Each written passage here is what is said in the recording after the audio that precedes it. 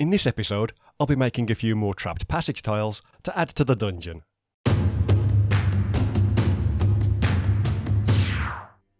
Hello and welcome back. Now, this video is going to be split into two parts. In the first part, I'll be using these paper textures to make the actual tiles themselves. The file is a pay what you want PDF, so grab it for free or maybe pay a small amount if you want to support the channel that way. And in the second part, I'll run through an encounter idea that puts them to use. I'll put a timestamp at the bottom of the screen if that's all you're interested in. So yeah, let's get started. Okay then, when making these, the first thing we'll need to do is glue this pattern to some corrugated card or similar. I've just used a regular glue stick for that.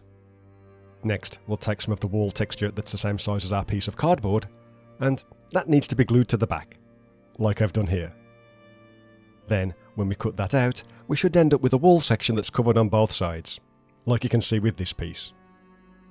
Once we've done that, we can then stick this texture to an empty toilet roll tube, and I've tried to make it the right size so that it fits on the tube between the areas where the cardboard's glued together, if that makes sense.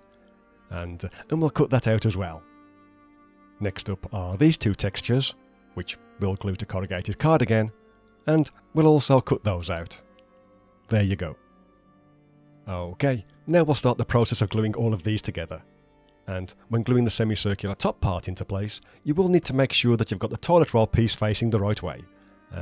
If you look carefully at the artwork, you'll notice that the bricks on the toilet roll piece, they're kind of highlighted at the top and have a shadow towards the bottom. And it's the highlighted side that needs to be facing upwards towards this top piece. This will make more sense later on. Anyway, once the top piece is done, we can then do the same thing with the blank piece that goes on the bottom. So I'll go ahead and do just that.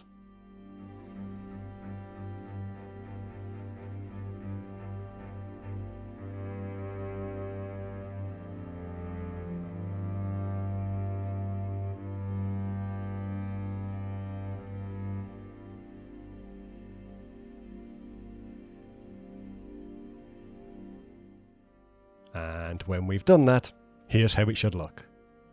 And as you've probably guessed, we're then going to stick that in the middle of the first piece that we made, like you can see me doing here with this quick test fit. So yeah, I'll go ahead and do that as well.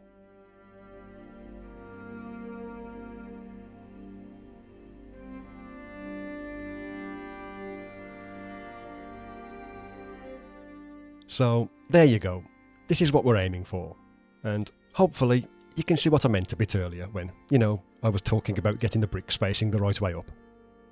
Anyway, for the dungeon tile itself, this is made in the usual way. So we'll glue the floor pattern to some double corrugated card, and when it's dry, we'll cut it to size with a sharp knife and a metal ruler. We'll also do a similar thing with the walls, so glue that to more of the same cardboard and then cut it to size so that it covers the one side of the passage to match the rest of the tiles that I've made previously, and here that's 4 inches long by a ½ inch wide.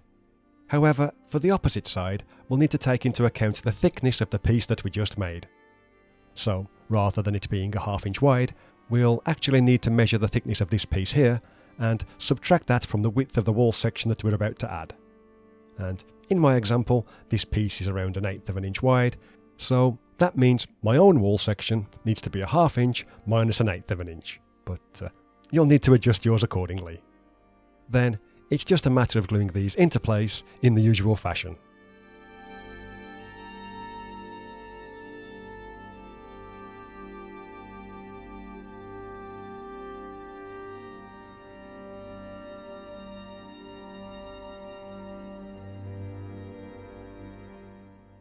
And here's how it looks when we've done that. As you can hopefully see, the 2.5D wall on the far side, that's just set back a little bit, to make space for the upright wall when we glue that into place, like I'm testing out here. So yeah, that's what I'm going to do.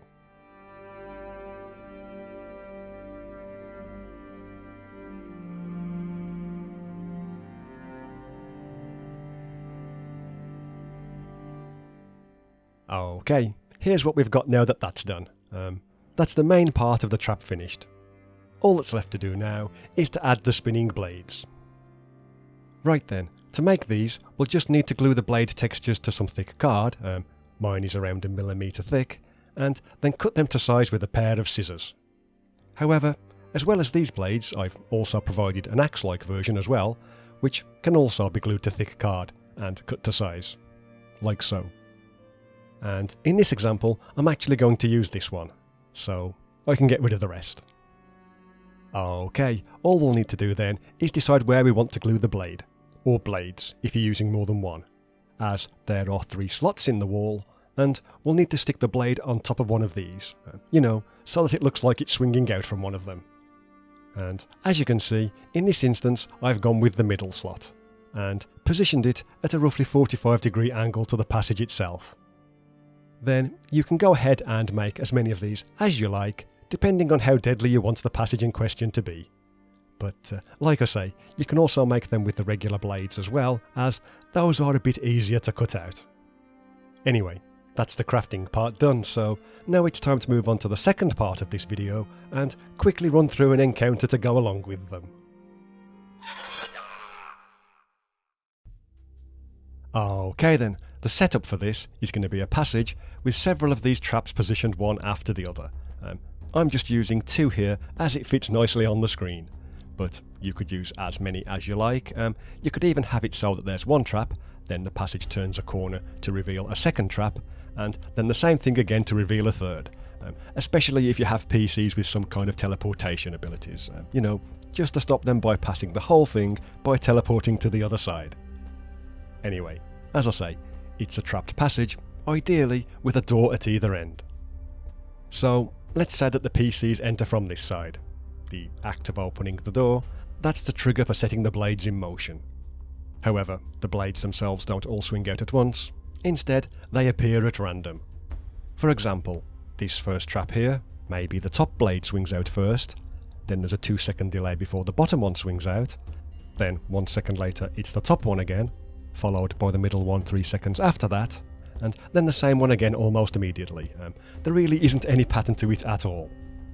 As such, each time a character tries to navigate their way past one of these traps, they're simply going to need to guess where they think the blade will emerge from next, and hope for the best.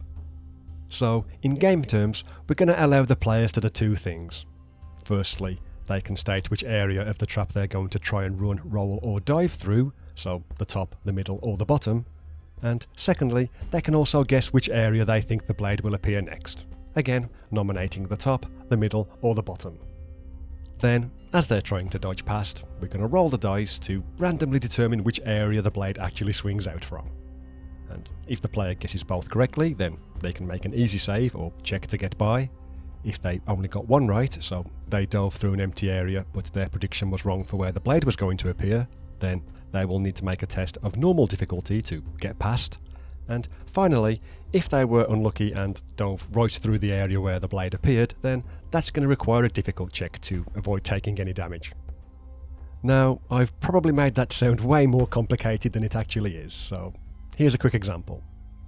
So, to try and get past the first set of blades, our elf character guesses that the blade will emerge from the top slot, and as such, he's going to roll along the ground past the bottom slot. The GM then rolls a d6 with 1 and 2 representing the bottom slot, 3 and 4 the middle, and 5 and 6 the top, and with a roll of a 2, the blade actually emerges from the bottom slot, right in the path of the elf. And if we were playing a d20 style game, then that would mean that the elf needs to make a difficult dexterity save to avoid taking any damage.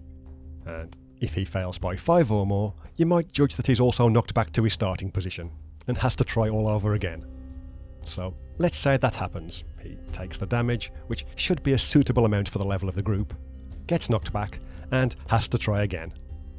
So, thinking that the same thing couldn't possibly happen twice in a row, he guesses the same, so he's going to roll through the bottom of the square, and guess that the blade swings out from the top, and once again, the GM rolls to see where the blade appears, and this time it's the middle slot, making this a regular difficulty save, as the blade isn't in the direct path of our hero, but its sudden unexpected appearance, that's enough to be a distraction. And this time, let's assume that the elf makes the save, and now finds himself in the rather perilous predicament of being between the 2 traps. Hoping for the best, the player then decides that their character is going to dive through the middle of the square, and guess that the blade swings out from the bottom, so he's purposely giving the bottom of the square a wide berth. This time, when the GM rolls, it's a 1, so the player gets everything right. The blade isn't in their path, and they also correctly guessed where the blade appears. Thus, their character now gets to make an easy dexterity save to cross to the other side without further incident. And to deactivate the trap, the second door simply needs to be opened. And that's pretty much it. It's not really meant to be some kind of ultimate character killer or anything like that. It's just intended as a fun little encounter that happens to involve a trap and a fair amount of good luck. So yeah, hopefully I explained that well enough. If not, let me know and I'll see if I can write it up and do a better job. But that's it for this one, so thank you very much for watching. Here's hoping you can find a use for this encounter, and feel free to let me know how you might modify things or stat it out for your own group, and yeah, with any luck, I'll see you soon. Bye for now.